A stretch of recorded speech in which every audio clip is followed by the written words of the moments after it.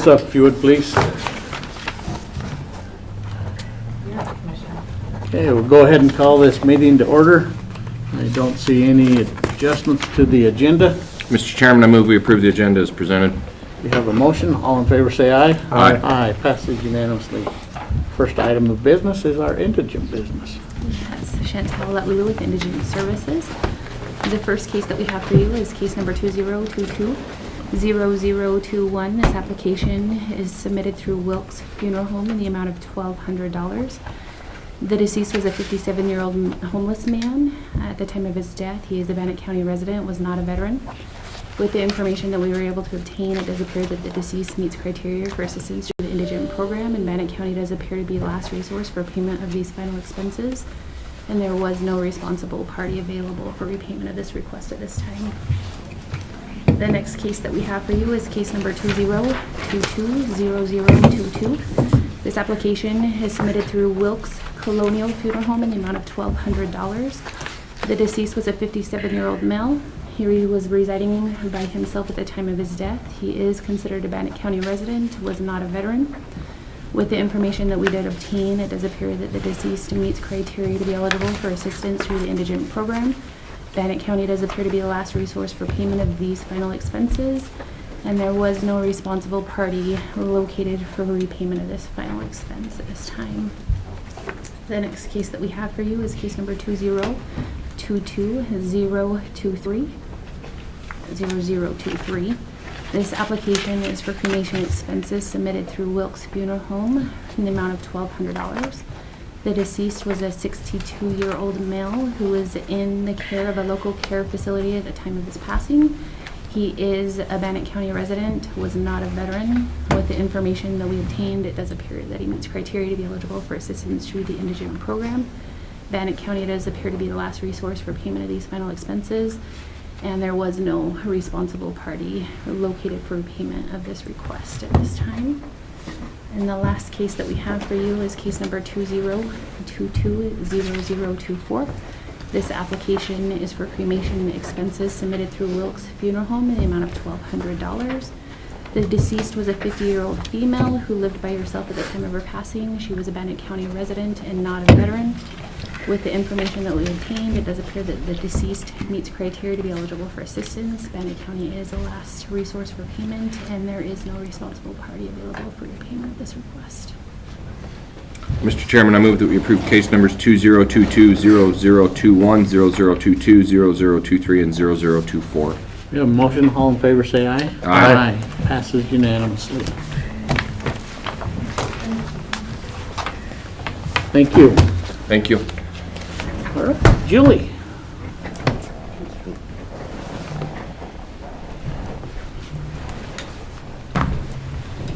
Here we are again.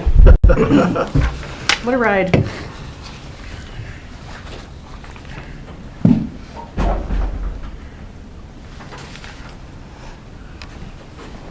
These are yours. These are yours.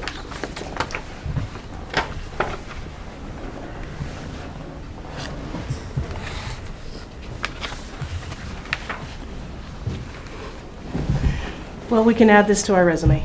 Never done a runoff. I think it's been 15 years, I think. So we learned a lot about time management. I was going to ask you, what did you learn? Yeah. How much did we end up spending on a runoff? I'm not quite done. I need to get payroll information after Friday. We went through Friday. But we're at 40,000 right now. So I imagine after we add all of our wages into that, we'll be up to 50 at least. Probably more than 50. So it cost us 50 grand for. It'd be a little bit more than that, Yeah. Gospel. No, cost Yeah, the city that's right. Pocatello. Right. Yeah. So we'll get an invoice together for them, and they'll pay us back. But we have to budget for that because we have to front the money. Yeah.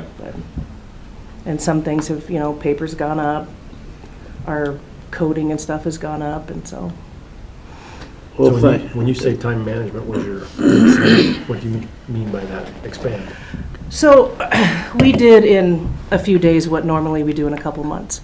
So we're locking down polling places, locking down poll workers, making sure that we have to get the ballot built. That's part of my job. Build the ballot, figure out how many you need, get them proofed, get them shipped, be open for early walk-in voting, and be prepared to do mail-out ballots all within a few days span of time instead of taking a month to lock all that down. So the margin of error would be greater when you're rushing to do that. But calm down, buckle up, roll up your sleeves, bury yourself in it, and just get it done. And so that's what we did. But you know, I thought, geez, if I can do this in 2 days, why am I taking 2 months to do a normal election? Well, one race and 2 candidates, pretty easy ballot to build, you know.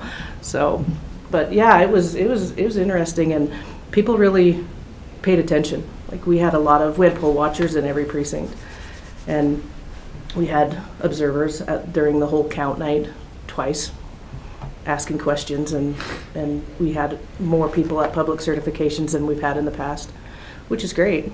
You know, we need to get out of that. We don't want anybody watching us because we're doing our job. We want people to watch us because we're doing our job. And so the more the merrier, even if it's a pain a little bit. The endless questions when you're trying to work is the hard part during some of those processes, but Yeah. really. And Jason and Emma, though, honestly buffered us from those inquiries so that we could just do our job. And so we weren't as interrupted as we have been in the past, having 2 people on that front line, and to be able to just hand Emma the results and say, pass them out there, and then I don't get trapped out there. Yeah.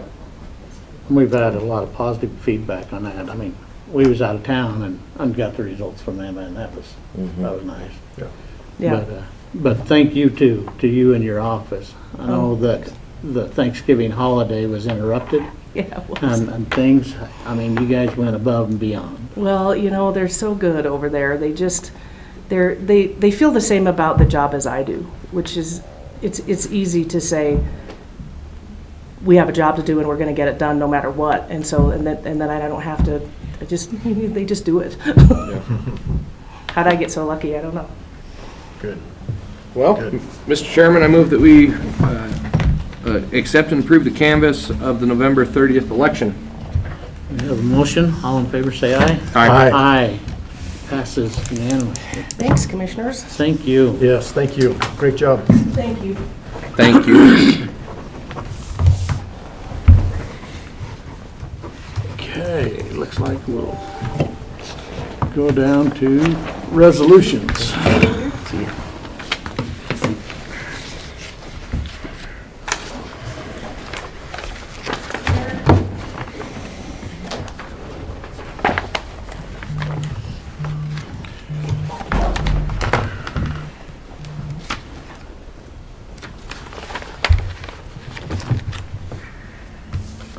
All right. First resolution is Resolution 2021-109. Alcohol licenses. Our second resolution is 2021-110. Salary approval for November 2021. Our next one is Resolution 2021-111. That is denying the application on the future land use map for Jerry Wood. And Resolution 2021-112 is denying application on future land use map for John McNabb. Mr. Chairman, I move that we approve the resolutions as presented. Have a motion. All in favor, say aye. Aye. Aye. Passes unanimously.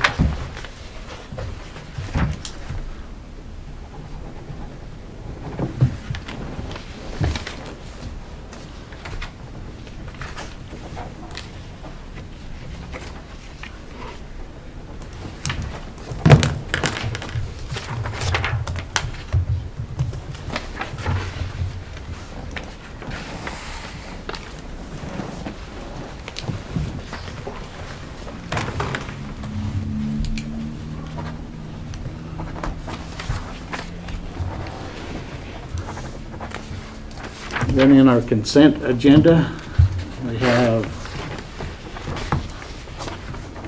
junior college applications. Nothing like unfunded mandates.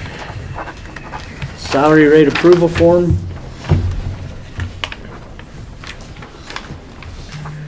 And minutes for November 30th, December 2nd.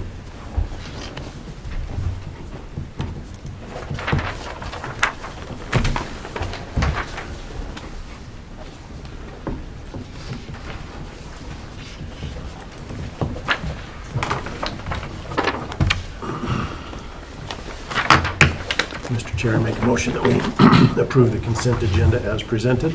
We have a motion. All in favor, say aye. Aye. Aye. Passes unanimously.